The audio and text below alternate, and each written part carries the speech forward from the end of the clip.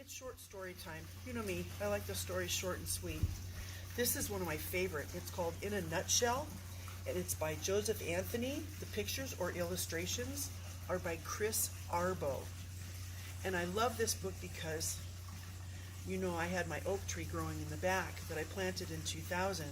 It's not making acorns yet, but sometime. I'm looking forward to it. Dawn sparkled on the great forest. High in the treetops, plump acorns were leaving their sunlit home and falling into the darkness below. One little acorn wanted to stay in the light forever, but it soon lost its grip and fell too.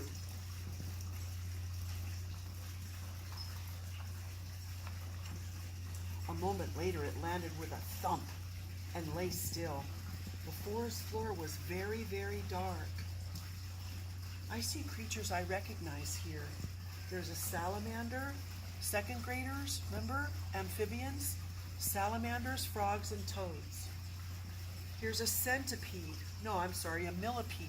Centipedes are flat and have 2 legs per section or segment. Millipedes are cylindrical, like a hot dog, and they have 4 legs per segment. And up here, this fly is one that would attack the monarch butterfly caterpillars.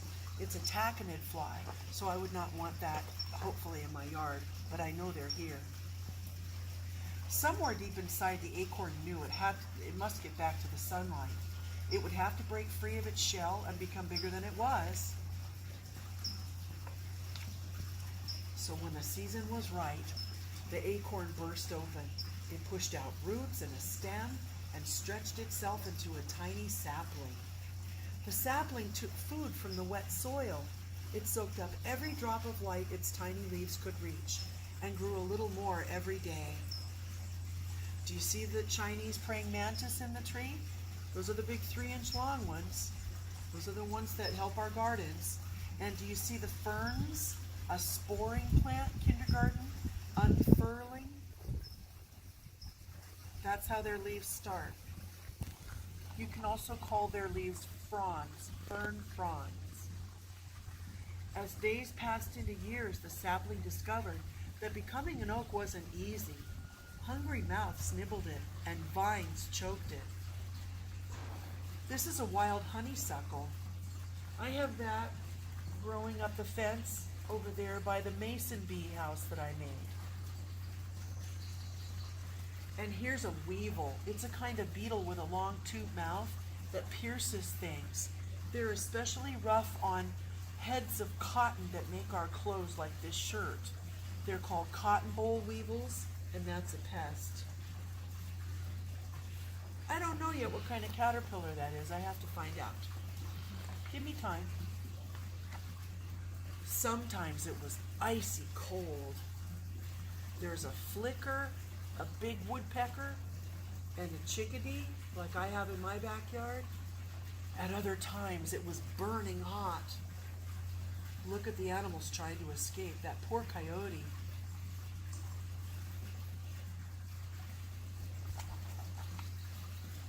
Hard times helped make the sapling strong as it grew into a tree. Yet even the strongest trees weren't safe from everything. Still, it kept on growing and reaching for the sun.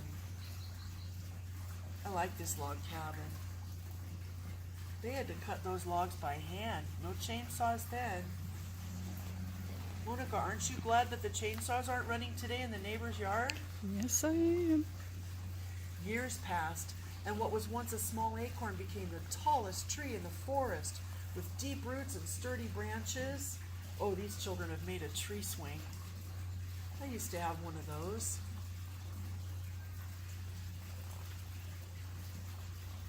It dropped acorns of its own, giving life to little oak trees and food to the forest creatures.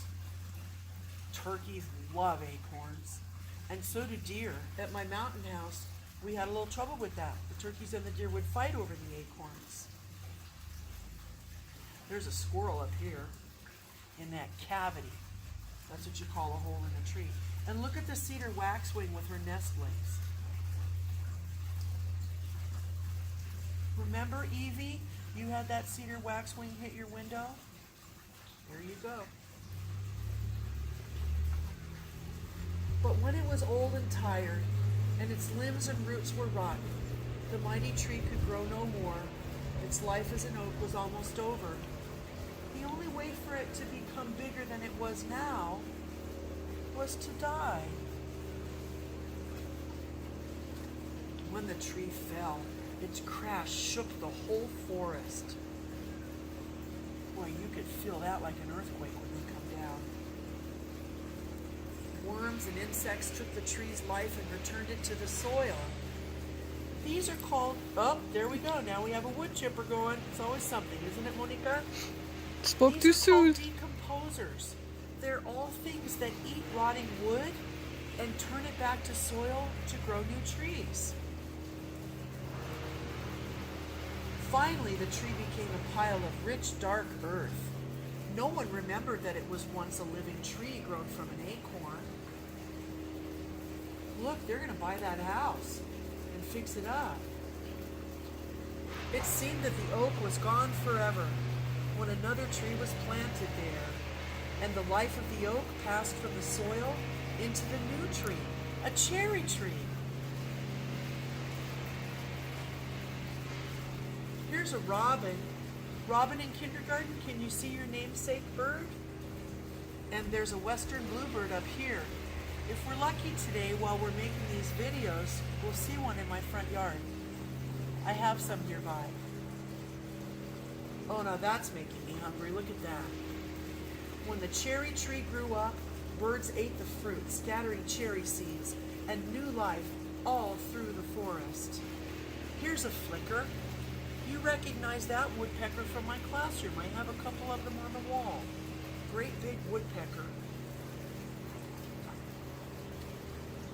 Until the life of the little acorn became part of everything. That's what I like to think of when I realize that I put my mother's ashes, some of them, she asked some of them, to be put underneath that dogwood tree I showed you before. And I like to think that now my mom is a dogwood. So when I want to talk to her, I go out there and I talk to her. But she may also be part of the bees because they go to that tree for nectar. She could be part of lots of things of nature. And I hope someday when I'm gone, that I can become parts of nature like that too. Bye, guys.